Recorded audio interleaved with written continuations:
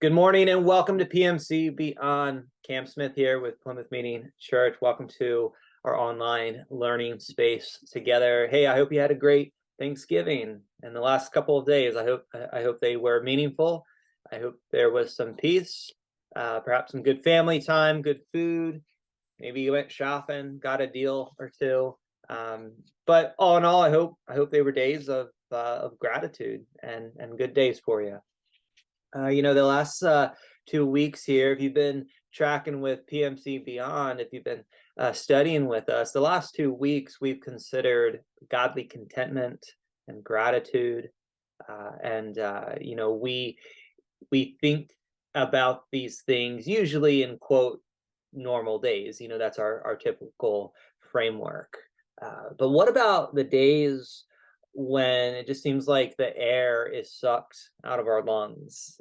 We just like hit a brick wall and there's just like absolutely nothing we can say or do. Again, when we say count your blessings, typically we think about that in like a non-stressful or like a normal kind of day. But what about the really hard and heavy days? What about the days where you don't just have like dark clouds over your head, but like you literally just can't see? You're so confused. You just don't know what's going on. What about those days? Um, there are days where we fall into trouble, heartbreak, pain, confusion. Maybe it's anxiety or anger, fear. For me, one of the things that makes me frustrated is when I have self-awareness that perhaps something is off, something's wrong, something is discombobulated, and I recognize that this is a great opportunity to communicate. This might be an opportunity to lead well, but then all the tools that I have to process just don't seem to work, and I just kind of go nowhere, and it just seems very frustrating. The Bible, especially the psalmists, they teach us about this practice called lament, that our faith gives us space to cry out, to lament, mourn, grieve, deep sighs, just kind of like that's okay to do. Fake it till you make it is not the gospel. The gospel, in fact, lets you know that it is okay to not be okay. And so in my own personal life, the last number of weeks have been a lot. They've been really busy schedule, lots on my plate. There's been some moments of heaviness over the last number of weeks. In between school, I'm working on my dissertation, denominational work with Plymouth Meeting Church. The workload kind of got stacked. It was pretty stacked high there for a while. Definitely carrying some stress, right? But also in our personal life, we had about $1,000 to go before we could pay off a car, and it was like one of those things where it's like, hey, you know what? Let's just do it. Let's pay off our car, and so we did. It was about $1,000 to do that. But then, right around the same time, long story short, I won't go into details, but essentially, our car breaks, and we had to get it fixed, and that ended up being about $1,000, mechanic bill. And also around this same time, our beloved Labrador, we had to put her down, and so that end of life vet bill that ended up being about $1,000 as well. And I know it's not about the money, but like in a short span of time, just like $3,000 just like went right out of our bank account. Like that's a lot of money, right? And it's like also in this time period, you have the Israel-Hamas war that started. Okay, like the Phillies were in the playoffs, and like the Phillies are my favorite baseball team since I was a little kid. And like Jess and I got to go to a playoff game, and it was awesome. But then guess what? The Phillies lose to the Diamondbacks, and then that was so disheartening. And October is also my birthday month, and so that's cool. But then we found out that Plymouth Meeting Church we're being dropped by our church insurance, and so we have to shop for new insurance providers. And we're trusting in God that He'll provide. If you know our buildings, our physical campus, they're a little bit on the older side. We had some steam leaks, and so we had to make some repairs, and on and on and on it goes, right? And there's other stuff I could share, but essentially it was just a lot. It was just a lot. And perhaps a lot of it is first world issues, but collectively, yeah, right? That's that's what it can kind of just feel like sometimes. It's like, hey, this is just a season of life, and it just seems like a lot right now. Um, Now, folks, what keeps me going is the gospel is way bigger than my stuff. The gospel is way bigger than my stuff. Jesus, I have learned, does not show me around stuff, He shows me through it. My faith informs my functionality. And I know I'm not alone because I know you have stuff. We all have stuff. And kind of looking back in history, in American evangelical history, this couple named Horatio and Anna Spafford, they experienced some stuff too. Last Wednesday was the 150th anniversary of this event that inspired this hymn called It Is Well With My Soul. In the 1870s, Horatio and Anna Spafford, they lived in Chicago, and they had four daughters. From youngest to oldest, it's Tanetta, 18 months old, and there's Bessie, age 4, Maggie, age 7, and Annie, age 12. Horatio was a successful lawyer, an attorney in Chicago area, and he also had multiple investments in real estate. Okay, in North Chicago. The Spaffords, they were Presbyterian. Horatio served as an elder at his church. He was actually really good friends with this evangelist, this prominent evangelist named D.L. Moody, Dwight Moody. You may have heard of him. He was a supporter of D.L. Moody. They also had a nice home, and it actually kind of seems like they were living the 1870s version of a Hallmark movie. Like, successful city businessman who has a nice house in the country, real estate, investment, property, and all that good stuff. A nice, pretty church, good friends. I don't know, like it's a Hallmark movie. That's what it sounds like. It's well with her soul, right? But then, let's see if you know your history. What happened in 1871 in Chicago? Yeah, it burned down, right? The Chicago fire, the Great Chicago Fire, just this massive fire. It killed around 300 people. It destroyed over 3 square miles of the city. It left 100,000 people homeless, displaced. So this fire, it burned down the Spafford's real estate investments, and so they took a really big hit. And then 2 years later, Horatio, he wanted to take his family on vacation, and he wanted to take them to Europe. Uh, D.L. Moody was actually over there, and it was kind of like, hey, yeah, we'll go hang out with Mr. Moody. We'll go hear him preach over in Europe, in Britain, and so it's November time, and they're supposed to be traveling. They got their tickets, bags are packed, but then guess what? Work came up. It's a typical American story. Work came up. And so Horatio, he ended up staying behind. Something with zoning issues, I read. He probably had new projects going on, but Horatio stayed back, and he went ahead and said, all right, Anna, take the girls. Here's your ticket. I'll meet up with you. Okay, I'll get the next boat. And so Anna and the four daughters, they get on this steamship, the SS Ville du Havre, and they start crossing the Atlantic Ocean. They're on their way to vacation. But one week into the crossing, about halfway across the Atlantic at 2 a.m. in the morning, their ship was struck by another English vessel, the Loch Earn. And I can only imagine what that chaos would have been like. 2 o'clock in the morning, just one boat slamming into another boat. Like, can you imagine? Like the chaos, just the confusion. And it turns out the damage was pretty incredible. It took 12 minutes for the ship to sink.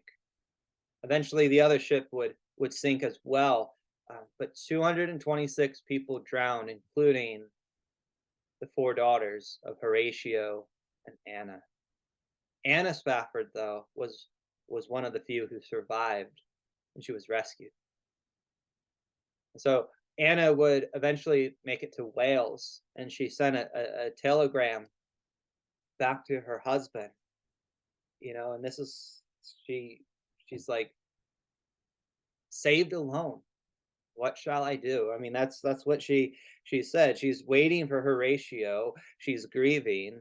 Um, and the story is when Horatio crossed the Atlantic, when he was at the approximate place where his daughters had drowned, that experience, passing over the watery grave of his children and many others, that's what inspired him to someday write the words to "It Is Well with My Soul." One source I was reading was saying that it wasn't until 1876, it was a little bit later, that's when he actually wrote the words. But you may know this hymn. This is how it starts: when peace like a river attendeth my way, when sorrows like sea billows roll, whatever my lot, thou hast taught me to say, it is well with my soul.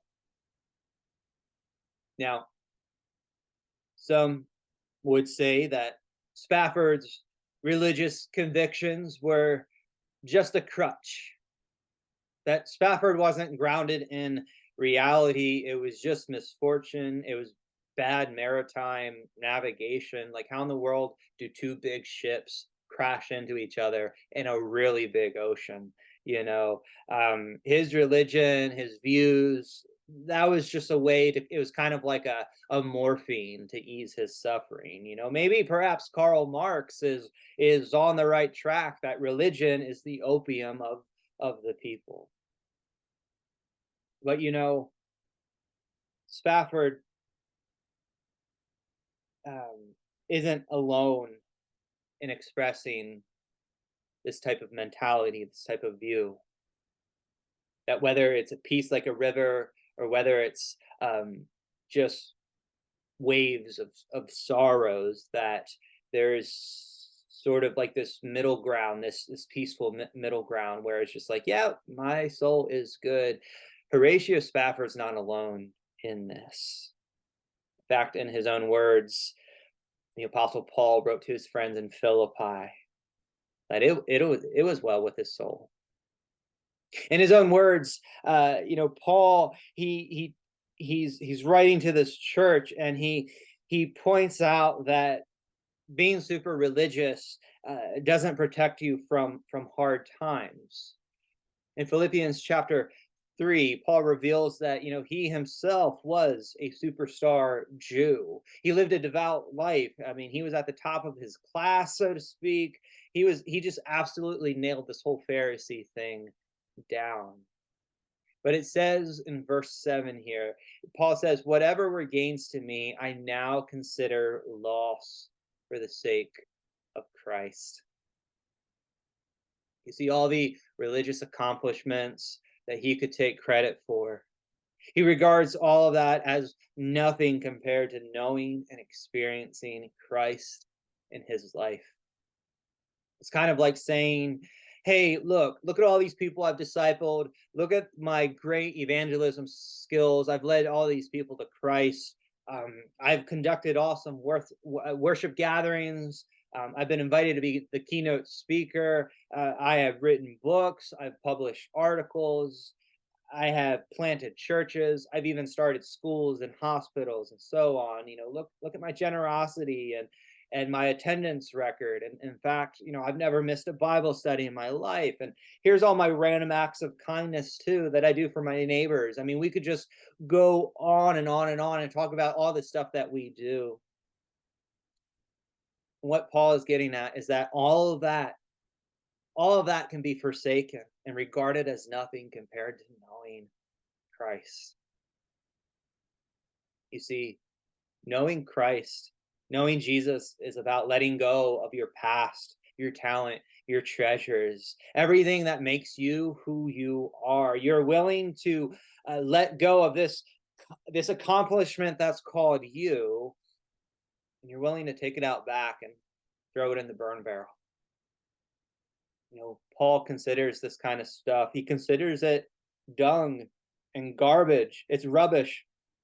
Where things go to rot, that's where he throws all of these things that he used to consider gains for himself. It's not that you have apathy for yourself. It's that you love Christ and you love the Christ identity in you. So this is a paradox of the gospel. By giving up, you gain everything. Now, it's going to take a little bit too long to explain, so I won't go into all the details, but recently I created something in the denomination, with the help of others.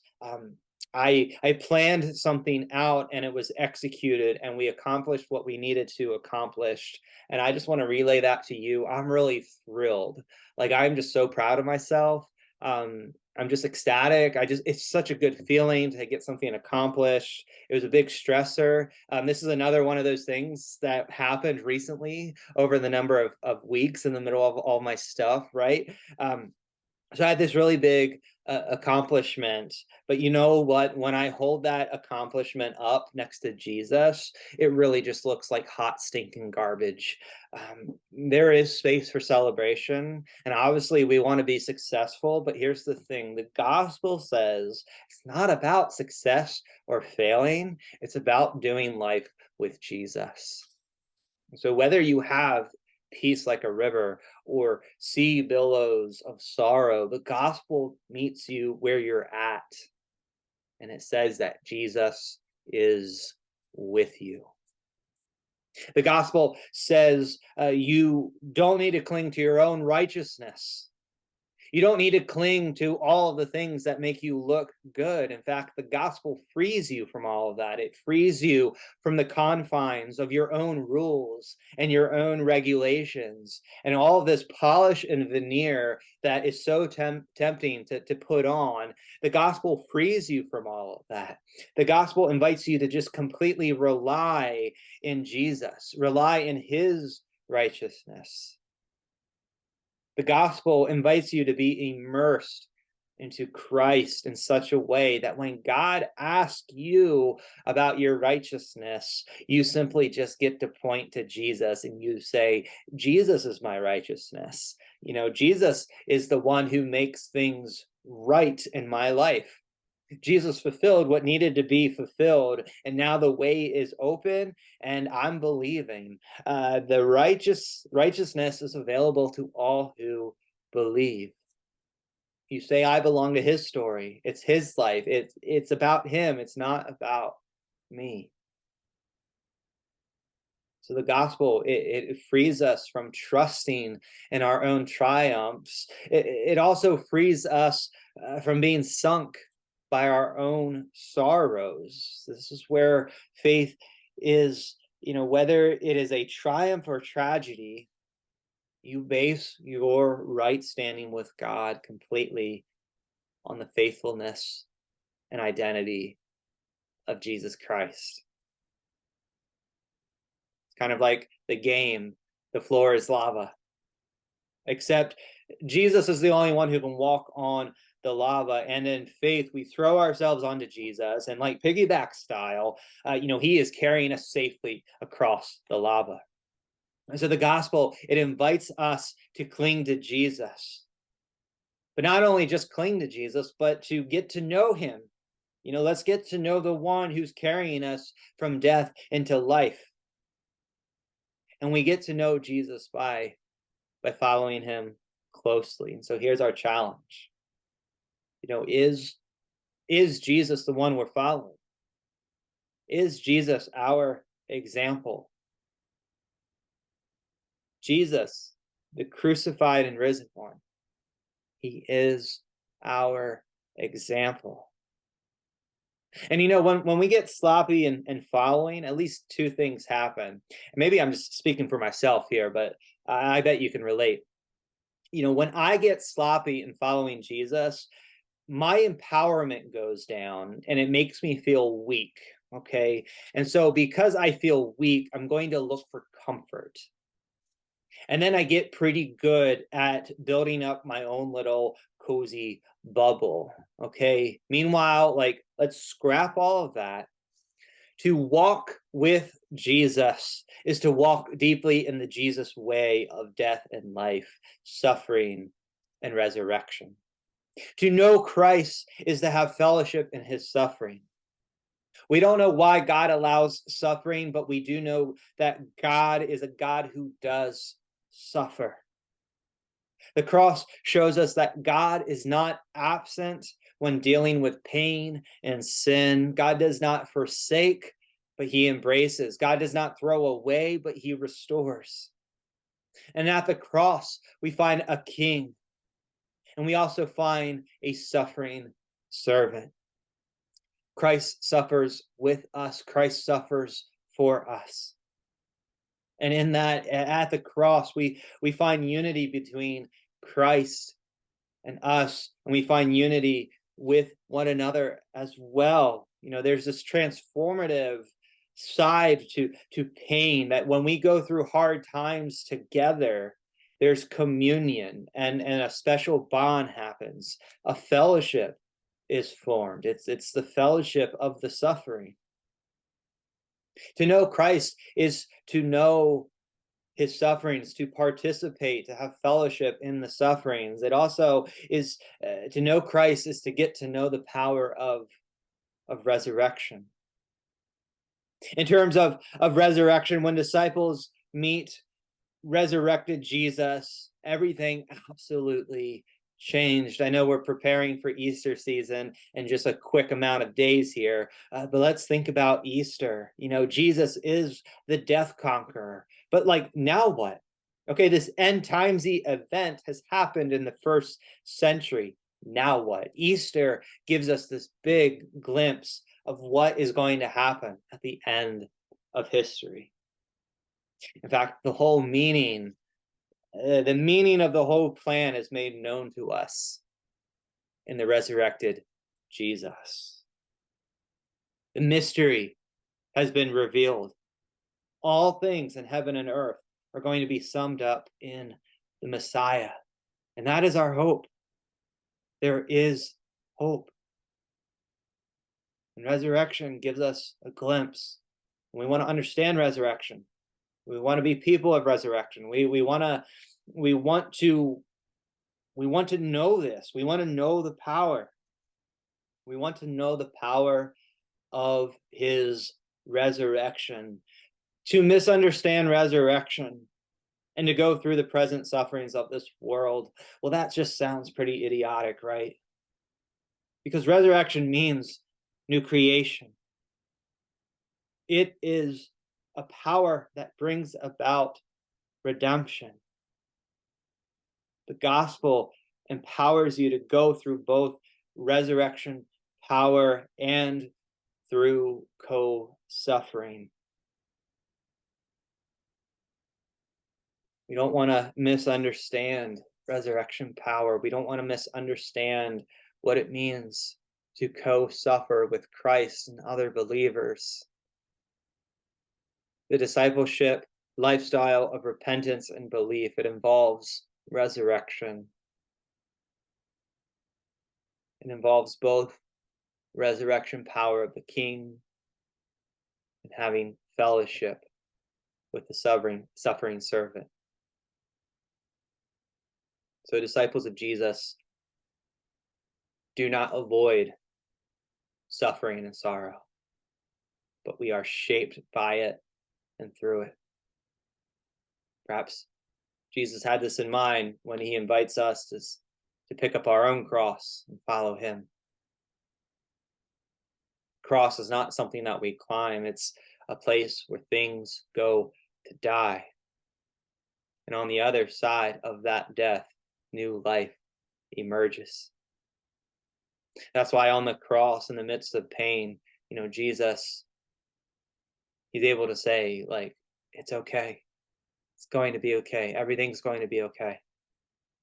Therefore, at the empty tomb, Jesus can also tell us, you know what? I am going to make all things new. And in light of what I've done on the cross, it's okay not to be okay because I'm going to make everything okay. It's very fascinating. But that is what our faith tells us. Our faith informs us. It's okay not to be okay. And we can say things like, it is well with my soul, because we are people of the cross. We are crucified to Christ and we no longer live, right? We surrender. We are people of the cross. We are people of the empty tomb. And you know what? We're not alone in this.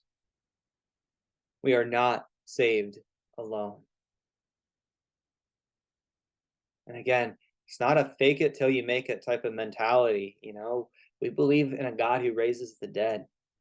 We believe that Jesus can calm the storm, the wind, and the waves can be as smooth as glass. We believe that when we pass through the waters, Jesus will be with us. We believe that when we pass through the rivers, the water will not sweep over us. We believe that when we walk through the fire, we will not be burned. The flames will not set us ablaze. We believe that God is our refuge. We believe that God is our strength. We believe that God is an ever-present help in a time of trouble. Therefore, we will not be afraid. Though the earth gives way and the mountains fall into the heart of the sea, though the waters roar and foam and the mountains quake with their surging, there is a God who says, be still and know that I am God. So now I just invite you, PMC Beyond, I invite you into the peace of Jesus. Will you pray with me? Jesus, you have overcome the world. Don't want to be afraid or troubled anymore.